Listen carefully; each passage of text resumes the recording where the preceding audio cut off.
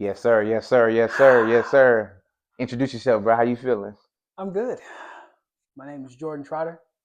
Wait, what do you want me to say? Just introduce yourself, bro. I'm Jordan Trotter, born and raised Red Oak, Texas. I'm a Dallas native. Everybody don't know Red Oak, small little town, little country town. Went to school. I played baseball my entire life, but I dropped out of baseball to All right. We're yeah. gonna get into it. We're gonna get Oh, into it. okay, We're okay, gonna get okay, into it. bro. We're gonna get Yeah, into yeah. it. How you feeling, bro? You good? Bro, I'm blessed. I'm real good. How's life treating you? Amazing. I've reorchestrated my life out of living for myself to now live for Christ, which is 10 times better and it brings me more peace. Amen, bro. So Mm-hmm. how's your mental health going? Like everybody deals with it. Everybody deals with trauma. Now, don't know if you went through trauma yet. Mm-hmm. Like traumatic experience, but it's what you've been going through lately. Um, I guess the trials of patience, right? I really feel like I need to work on my patience a little bit more. I'm not a patient human being. Mm-hmm. I really want stuff to happen fast. And if I want stuff to happen fast, I want it to happen now. But what I've really been working on is stop living for the future so much and stop dwelling on the past. What do I mean? Well, if when I'm dwelling on the past, I'm thinking about, past mistakes and I'm getting this hardship of not overcoming it because I'm so worried about what I've done before, which it holds me back. Mm-hmm. And if I worry on the future, then I'm worried about the future self where it didn't even come yet. I'm doing the what if it goes wrong or what if I mess up and all these extra steps to now it's going to prohibit me from doing what I need to do now. Mm-hmm. And so what I focused on is just focusing on my present, meaning yes, it's okay to think about the future self. Yes, it's okay to think about future things that I want, but how do we get there? Asking the right questions on, okay, if I want to be the best athlete, what's the question you got to ask? Well, what does the best athletes do? They show up to practice early, leave practice late. They do stuff that a lot of people aren't willing to do, meaning extra reps, extra time learning, extra steps, um, asking the questions, and just doing these small tasks and Mm-hmm. allowing that to build up every single day. So my patience have it's gotten a lot better. It's still not where I want it to be, but focusing on that route, it's really helping. That's good, bro. That's good. I appreciate that. First off, I appreciate you for coming, taking the I time out your appreciate you. day. Yeah, I Yes, sir. appreciate You you the for first having me. guest on Original People. God is good. Yes, sir. So talk about your upbringing. For people that don't know Jordan Trotter, talk about family, the sacrifices y'all made in order to. Because I know your family, and I know the life y'all live. It's a pretty good fucking life. It's a It's, blessing. it's, it's a blessing, Yeah, right? So yeah, yeah. just tell the people what some people may not know about you. Well, it's really hard. I feel like a lot of people know everything about me. Well, the people who don't know me don't know. But Mm-hmm. I guess it can start with I'm the youngest out of three older brothers. Um, I'm the only one that was actually born and raised in Texas. Don't let. Mm-hmm. What's the word I'm looking for? Suppose no. What's the word? What you Where look? it's like theoretically. Okay. There we go. Something like that. No. I'm the only born. I was born and raised in Texas. I'm the only So one. you're three, but it's three of y'all, There's three of us. and you're the only one that wasn't. That's all. You're the only one that's born in Texas. Yes. Everybody else was born in Oklahoma. Mm-hmm. They was raised in Oklahoma, Mm-hmm. El Reno to be exact. Mm-hmm. And I'm the only one that's a Texas native. Right. I'm not an Oklahomian. Don't know no Oklahomians except for the family, but I'm the only one that's Texan. And fun fact, I wasn't always an OU fan. What were you before? Texas Longhorns, baby. Amen. You see You what I'm just saying? you're around a lot of Oklahoma fans, so you So I just kind of trained. marinated There into we being go. the I got you. Yep. I Yep. got you. I got you. I got you. So you went to Red Oak High School. Red Oak High School. I played baseball my entire life. I've been playing baseball since I was like 4. So I played baseball my entire life. I was a I was supposed to be like a freshman on varsity, but the coach there wouldn't allow freshmen to play on varsity. So sophomore year, I started playing varsity, and I went that route. We didn't go far. We lost. I was gonna say we went got a title. We didn't Mm. do that. We got into the playoffs, lost second round, but we made it pretty far. Besides that, very I was a heavy nerd for math and numbers. Mm-hmm. So I love my favorite subject in high school It's was math, math. and that's gonna Yes. tie into this fucking topic Yeah, today yeah, yeah. as we speak. So you went to college to play baseball. West Texas A&M. Yep. How was that It experience? was amazing. I played not fully, but freshman year I got redshirted. So freshman year I redshirted, but the good news about that was I was still around the same people. I was still putting in the work. Like, red shirt doesn't mean you're just not doing anything. You're still working just behind the scenes. But red shirt, my freshman year, the coach actually loved me, and I was supposed to start sophomore year, second base, because that's what I played. Besides that, it was amazing, fam. Like the atmosphere. I'm like I said, born and raised in Texas, right? Also, I was in Red Oak, Texas, a small country town. Transferring over to West Texas A&M is the same country So aspect. you was used to it. I'm used to it. Right. Waking up in the morning smelling cow manure, Right. hearing roosters and stuff. I'm used to that. We see hay. What's the word? The hay. Is it hay bales? Not hay bales. What's the thing that goes across the street like in Western movies? And you see the little tumble. What is it? I know what you're talking about. Yeah, Yeah, so yeah. we're Like those seeing Western that. movies. Yeah. So I'm used to seeing all that, and yeah. So that atmosphere, I was already adjusted to it because that's how I was born and raised. That's what I was brought up in, and yeah, the coach loved how I was playing, how I was swinging. Everybody on the team loved it as well. Everybody was always telling me, I'm 18.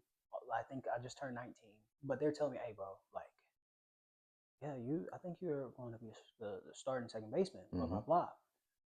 But guess what happened? What happened? I'm at practice. We're scrimmaging. So good scrimmage too. It was a play in the hole. So I backhand the ball, second base, right? I play second base. Play in the hole is going right up the middle. I backhand the ball. I make a beautiful play. Right. As soon as I throw the ball, I hear a pop in my elbow. Ooh. So now I'm in agony, like I'm in pain. It's bad, the worst pain I've ever felt.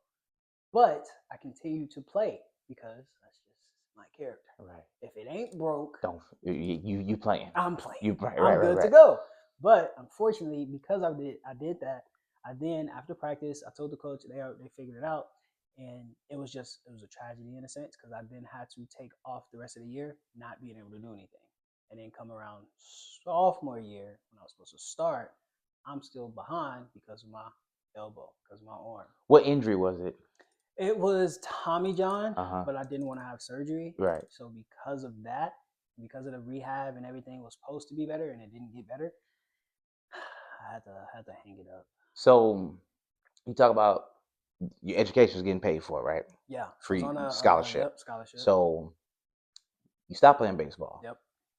How was that conversation with your pops about, hey, pops, I'm done playing baseball? Because your whole life, he's been like, I think parents live through their kids for their sports dreams. That makes sense. Yeah, of course. So when you found, like, when you told him you wasn't playing baseball anymore, like, what was that conversation He like? didn't really care. Yeah. Like my dad was the type of, if you have fun, you go do it. But we're not the type to just quit just because you want to quit. I quit one sport in my life. I attempted to play basketball. I didn't like it because first time we were at practice, we're not doing any drills. We're just running around in circles. This is not for me. I quit. You gotta get in shape though.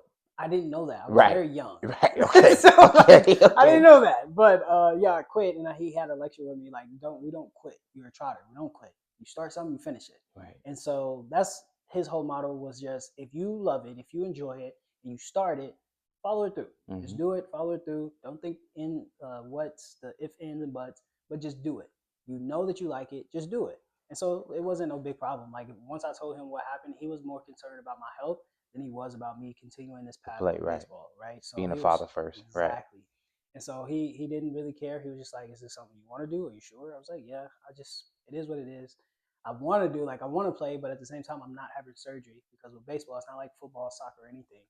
I'm 60 feet away from the pitcher, and they're throwing 96, 97 off speed. And they hitting the fuck out that ball. You see what I'm saying? Right, so I'm so used to seeing 97, 95, 70, 80. If I take a year off and I try to go back to the plate and see that same pitching speed, it's not going to work. Right. So I was like, it is what it is. So decided to call it, but he didn't really care. He just cared more about my health. So that what year was that? Was your sophomore year or freshman year? 2019. Yep. So your sophomore year. Okay. So 2019 going to 2020. So yeah, sophomore year. So you leave school. Mm-hmm. right? A tumbleweed. That's what it's called. It's called a tumbleweed. There we go. Yep. Thank Appreciate you. my yeah, yeah, Thank you, our reliable source back here doing our research. Yeah. Um, so that was your sophomore year. Mm-hmm. You leave school, Yeah, because COVID hit that right? same year. Yep. So you leave school and you don't go back. Nope. Okay, so in Fine. that time, I got you. I Okay. got you. I got you. Yeah. In that time, you found trading. Yep. But it's a funny story Tell me on about it. how. Mm-hmm. So before COVID hit and we're at school, this is right after I quit baseball. I stopped playing baseball. I'm in class. Keep in mind, I'm majoring for mechanical engineering. Right. So I'm in school and I'm sitting in my engineering class. And so as I sat there, I was like, dang, I'm listening to them talk. And I played in my head. I was like, dang, okay, one day I'm gonna wake up like 5, 6 in the morning, go clock into my job, do what I gotta do, take my lunch break, come home from work around like 5 or 6 again, see the wife, see the kids, enjoy the time, go to sleep, wake up, Do it all over again. do it all over again. See the wife, see the kids, come home, wake up. And I was just like, that's so repetitive. I don't find I'm not happy doing that. And so I didn't know what I wanted to do besides mechanical engineering. Only reason I really love sports in the first place too, fam, I love cars. And the only way I know how to get cars is to get money. How else are you gonna get money? Well, be an athlete. Right. You know what I'm saying? So So it's they like don't. Yeah. that's what started my whole drive for baseball in the first place. Yes, the materialistic stuff is cool, but I actually love baseball, and I knew if I'm good at baseball, that stuff is going to come based off getting paid for it. So now I quit baseball. Like I told you in high school, I like numbers, mathy. So my major, mechanical engineering, has everything to do with math, Right. numbers. So I was like, okay, cool. I can still get paid for mechanical engineering. But that's when it hit me. I'm going to have to repeat this process for the rest of my life to get paid. I don't want to do that. And so COVID hits. We're at home. I'm doing my online classes. And I prayed one day. Let's keep in mind I'm a college kid. I don't got no money. I pray one day and I'm like, Lord, I don't know what I want to do. I just want to make some money and I just want to be I just want to be happy in this. It's free Right. to do what I want. And so I'm sitting on my bed, I spread out like this. I swear to you not, this is not a joke. My phone buzzed. No, yeah, my phone buzzed. I get a notification from Snapchat because this is when it was popping at the time. So I'm scrolling, blah blah blah. As I'm scrolling, I see an ad talking about the foreign exchange market. I said, "What is this?" I see its numbers. I see its charts and stuff on the screen. And then I did more research, and I'm seeing people make $10,000 to $20,000 in a day.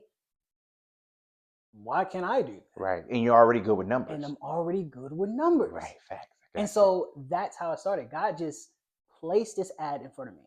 And as soon as he placed that ad in front of me, I'm like, okay, I want to do more research about this. Keep in mind, I'm still in school because I don't know if I'm really going to dive deep into it. And so I just started doing research.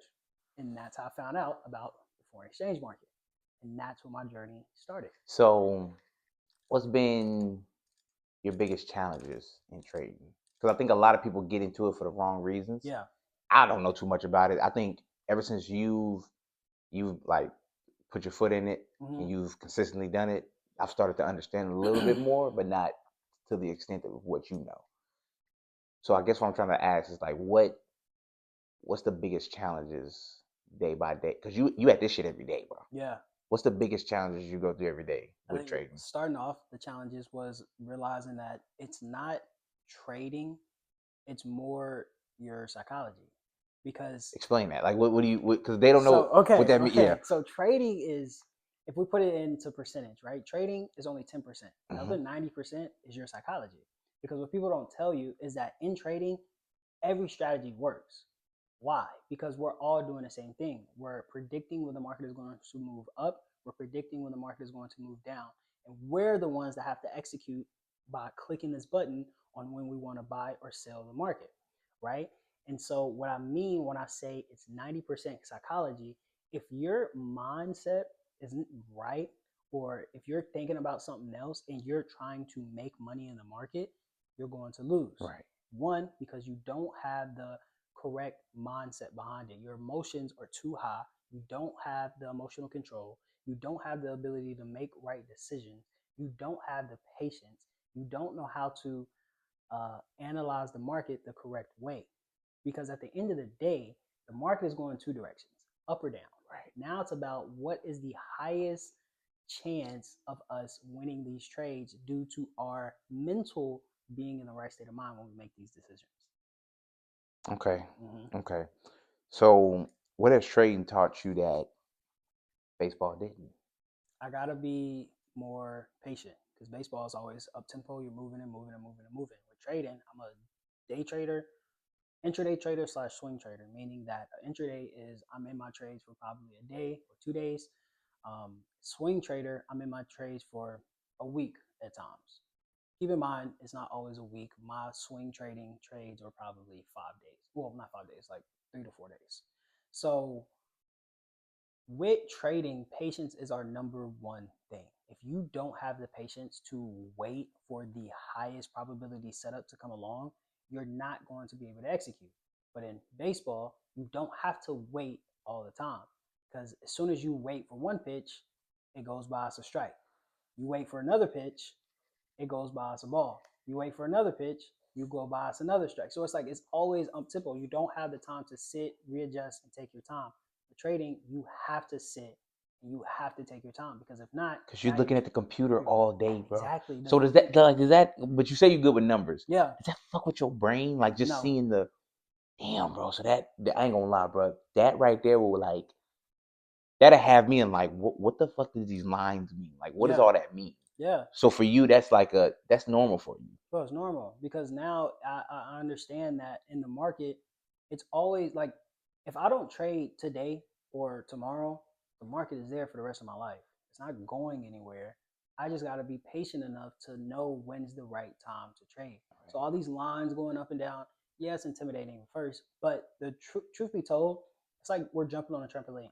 When we jump on a trampoline, what happens when we jump? We go up. Right. What happens? We come back down, we jump again, we go back up. Meaning it's the same thing. Well, meaning that if I had a roof over top of my head, what I'm jumping on is my support, that trampoline. So if I jump and I break through my roof, what's going to happen? You're going to break through the roof, and you're going to come back down, land on this roof, and now treat it as your support to continue to go higher and higher and higher. That's a good analogy. It's the same thing with trading. Mm-hmm. Only thing I'm waiting is for price to hit this roof. If it rejects, it's going to bounce and go back down. But at the moment it breaks through my roof, now it's going to come back towards that roof, treat it as my support to go higher. And this is when I get in, when it treats it as support. Patience. Okay.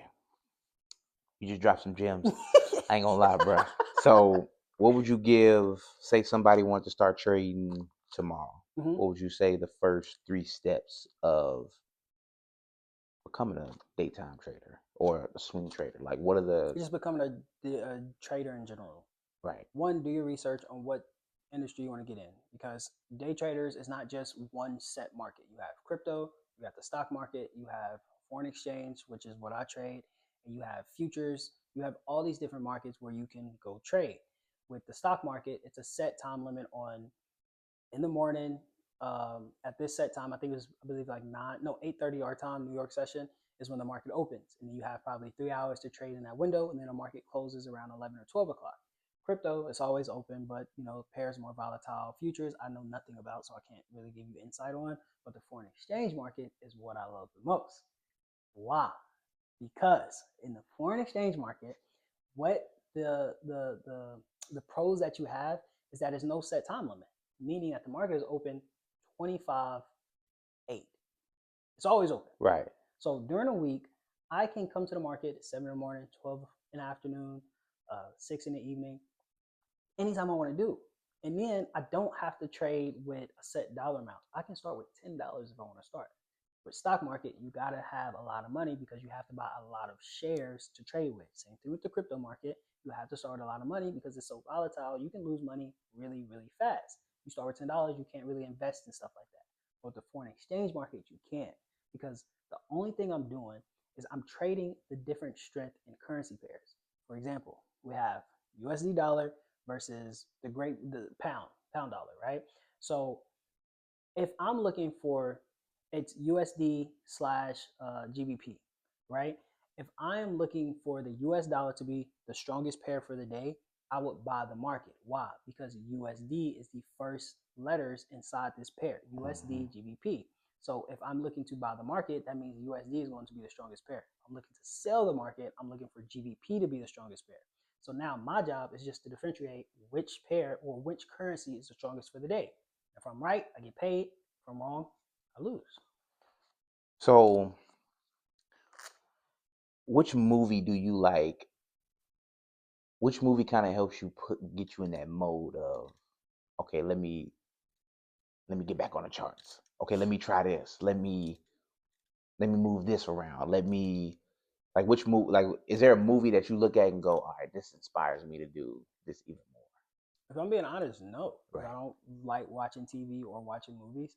I thought you was gonna say Wolf on Wall Street You could because we say, said because I we ain't gonna watched it. lie, Right. but a lot of people do say that. Don't get me wrong; it can hype you up, but for the Right. for the wrong reasons. Because, like we all know, I think his last name was Belfort. I forgot his first name, but he was a scammer. Jordan Belfort. Yep. Jordan Belfort. There we go.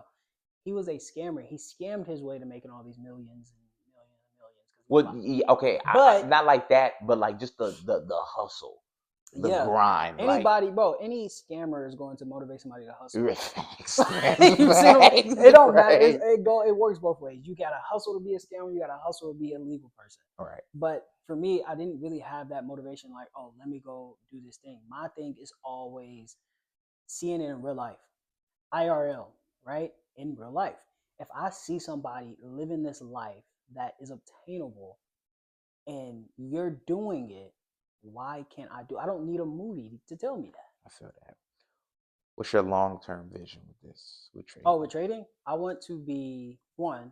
Let me stop saying that. I want to spread the gospel through trading because, like I said, I'm a strong believer in Christ. I have a strong relationship with Christ, and this opens the door to allow me to spread the gospel. Because if you want to watch the videos about trading, you're also going to hear the gospel because that's what comes with me. So if you watch my videos, I get the privilege of doing that. So glorifying the Lord's kingdom, and also providing more for my family, providing more for my future family, retiring my parents, helping, really showing my brothers and them that, bro, you don't have to go slave away and go waste your time, because our two most valuable assets is time and money. Yes. We already waste our time by going to do more work for somebody else that's not benefiting us, right? They tell us when we get a paycheck how much we're worth, when we can go clock out and go eat lunch, when I got to come in, when I got to leave work. I don't want that. And so with this, I'm showing them, bro, you don't have to go through the corporate field of becoming successful. You don't have to do that. And at the same time, this allows me to show them work ethic at doing something legal, and also being consistent with it. You don't like talking about your personal business, right? I hate it. But I don't be caring. what's the biggest amount you've received from Trading? Yeah, like 15,000 in one day. Yep, 15,000. I got a YouTube on it. So how, like, what was it? Describe that moment. Like, you don't care about money. You don't. No, You just like, this is a process of getting it. it's a process of getting But it. how? Like, what was the? Did you look at the screen and go, "Oh shit," or did you look at the screen and go, "Okay"? Like, I ain't gonna lie, I was hyped because I've never seen Like, you never seen it. never seen Right, it before. right. So it's like, yeah, I was hyped, but at the same time, I dialed it back because like, this is what's supposed to happen. I just know you, and I know how you think. Yeah. You don't get too excited about things. Mm-mm. You don't get too high. You don't get too low. So that's why I was like, you kind of stay like in the middle. Kind of median. So you was hype. I was very hyped. I'm not gonna lie, I was Right. very hyped. And keep in mind, bro, I've been at it for. I didn't have the blessing of finding a mentor, so everything I had to do was just free knowledge On free your game. own, bro. Yeah, I was just learning. But you was good with numbers, though. And I was good with numbers. Right. But at the same time, with trading, people don't realize that you don't have to mess around with numbers. Only thing that you're doing is predicting the market. The numbers and stuff, it's a website where you just plug in the numbers and it just automatically does it for you. So now I get the privilege to not deal with the numbers, but still make money that's dealing with numbers. So how many? What's okay, fuck, bro. What's the biggest like? What's your savings look like? What's your account like? What's your savings looking like, bro? Like, what is not your savings? I ain't gonna do that. We ain't gonna get in your personal. But what's that number looking like? Because I've never known a trader, so I don't know how much. I know an NFL motherfucker. You got some bread in there. You feel me? Yeah. What is that? What's that number looking like? Like what is So that? me personally, I'm not like at a point where I'm just financially For free sure, just you still working? yet, Yeah, but it's a slow building phase because I've never told anybody this, and this will be the first time. I lost everything right. at You a got to point. lose to win though No, no, in this no. business. I lost everything in trading. Like I was at a point where I was up probably 20,000, 30,000 in a span of like a month, 2 months. Was it just sitting in Yes, your account? yes. And so at the beginning stage of my journey, I believe like this is when my excitement was there, Yeah, right? And I was like, oh, I'm on top of the world. I know what I'm doing. right. But Yeah, that ego and that pride is what hurt me yeah. because now I invested heavily back into trading, You believing invested the 20,000 back in. I Okay. got scammed Yeah. out of a prop firm because I invested in 200,000. So they with trading is a trading challenge that they have, right? So basically, it's a sped up process for you to obtain higher capital. So if I invested like $500 or $2,000, I get $100,000 account or a $200,000 account. I go through the trials of showing them I know how to trade, pass it, and then now I get to trade with $200,000 live capital, which I can withdraw every week. So with this $20,000, I invested $8,000 because I found a prop firm where they was charging, charging a grip for the challenge. I think it was like $2,000. So I got $200,000 accounts. So that's $4,000, and then I invested another 2,000, $4,000 in another prop firm challenge account. So now I got $400,000 of trading capital that I'm trading with. As I'm trading, damn, they were an unregulated broker, meaning that they don't have any type of overhead that's watching them conduct their business. Meaning there's no legal documents, there's no anything backing it up. They're in control of everything. Meaning like if you send them $100, they had $100. Nobody else. It's not some paper. There's no legal document saying that they have to go write this down and show that this is not their money. That's theirs now. You said how much you invested again? 8,000. So they got a free 8,000 basically. They had a Oh free fuck them. 8,000. Oh fuck So them. I invested in 8,000. I also invested back into my trading account. So as I'm taking a trading challenge, I was on a hot losing streak. And so I'm losing money in my personal account. I put, I believe, like 10,000 in my personal account. So 8,000, 10,000. I only got $2,000 left at this point. Right, bro. Damn. And so now, based off of them being an unregulated broker, they just closed down out of nowhere. They closed down out of nowhere. $8,000 gone. I was in the midst of taking this challenge, and so now I'm messaging them, emailing them. I don't get anything back, and I'm pissed off because like, bro, what? This is $8,000 that I don't have anymore. I'm trying to get more, but now I have nothing. Right. And so yeah, bro, $8,000 down the drain. I don't hear anything back from them, so on and so forth. And then yeah, it was a waste, but it was a lesson learned. And then my own personal account, I was losing so much that I lost that money as well.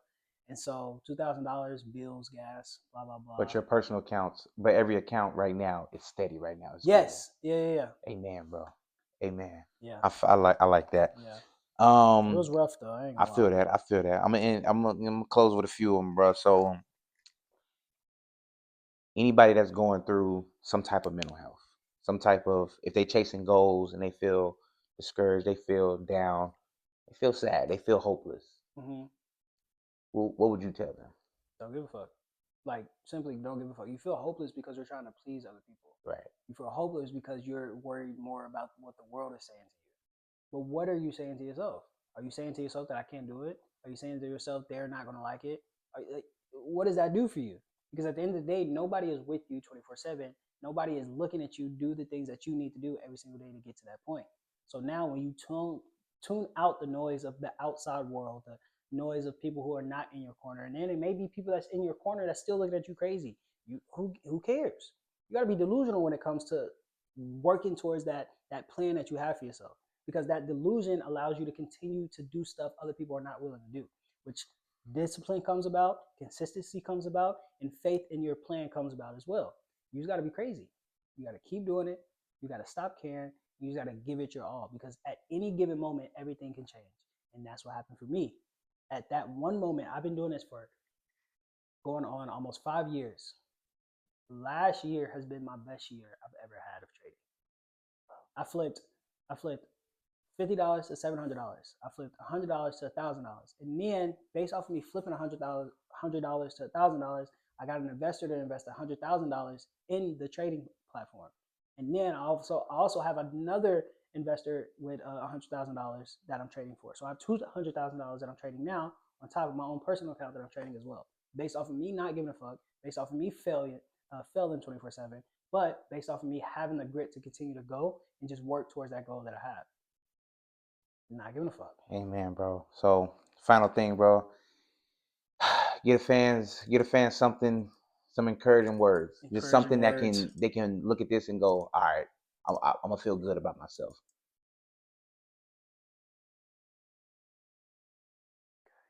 When you look in the mirror, you got to ask yourself two questions. Am I doing enough? And if that answer is yes, you good, keep doing it. But if your answer is no, now it's about asking yourself the right questions. What can I do to change my predicament right now, to change my situation right now? You just got to simply ask yourself the right questions. If you have a goal set in your mind, if you want to be in shape, if you want to have the wife, if you want to have the luxury lifestyle, ask yourself the question. If you are out here hoeing around and doing dumb shit, how are you going to have a wife? You can't, because you're not focused on obtaining a wife.